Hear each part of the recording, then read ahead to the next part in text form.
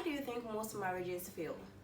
Most marriages fail because most couples has never participated in any kind of marriage education except those that has been read in books or magazines.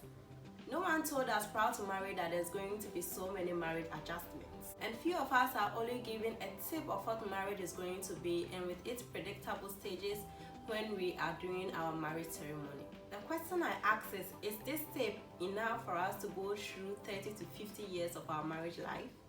Hello everyone and welcome back to Time with Vera. In this episode, I'm going to teach you 3 stages that every marriage goes through. Perhaps at the end of this video, you'll come to realize that you are not the only person going through that tough time in your marriage, and you come to the realization that every marriage goes through this phase of marriage, and that if you're able to handle it well or manage it well, your marriage will succeed.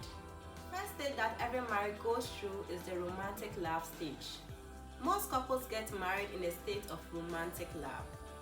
Our love at this stage is characterized by sexual, passionate, irrational, and based on physical attraction. Communication at this stage is relatively easy with much rapport. We often intentionally or unconsciously try to impress our spouse by the way we dress, the way we talk, and the way we carry ourselves around, only for them to think that they are the luckiest people on earth to have us. On the other hand, your spouse appears to be the most caring, the most gentle, the ever perfect person that you have ever seen in your life. Romantic love like this is Mother Nature's way of attracting men and women to each other long enough for a more stable and meaningful relationship to take seed and begin to grow. But after a while, reality in marriage sets in. Sooner or later, all this romance and love starts fading and is gradually replaced by all the challenges in marriage. And this then leads us to the second stage of marriage: disillusionment and distraction. As the fantasies or romance in marriage fades, the reality in marriage begins to surface. Daily life is stressful by itself, like learning to share household responsibilities, marital roles, and trying to balance your career with marital responsibilities all tend to have a toll on you that the vitality of your marriage suffers. There's no time for yourself, talk less of your relationship. Such occurrences are not inherently bad. They are an unavoidable part of life, meaning that every marriage at some moment or the other go through this stage.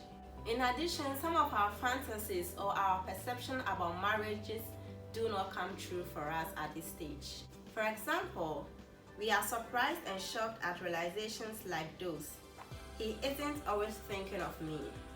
She doesn't call me every day at work to say I love you. I thought she was going to work too. Now I have to make all the money and there isn't enough. I can't believe he left all the house responsibilities on me plus caring for these kids. Wow, does he have a temper? Where did that come from? In short, marriage ultimately disappoints you as well as fulfills you. This natural but painful difference between fantasy and reality commonly leads to disillusionment. It is also more disillusioning to discover that personality traits not revealed during courting or the honeymoon time tends to appear, and we tend to see the negative side more than their positive side. At this stage, the thought of divorce might have occurred to you once, twice, or more. Now, some good news. Most couples make it past this stage and have a vital, satisfying marriage. You too can make it. Let's look at what will happen in the third stage of marriage life to determine where you eventually settle in my next episode.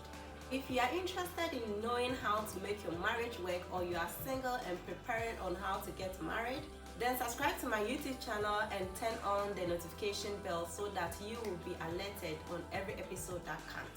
Also, don't forget to give me a like if you love this episode, and don't also forget to share it to your friends, whether single or married, in order to save their marriages. This has been Time with Vera. See you next time for more relationship ideas. Bye.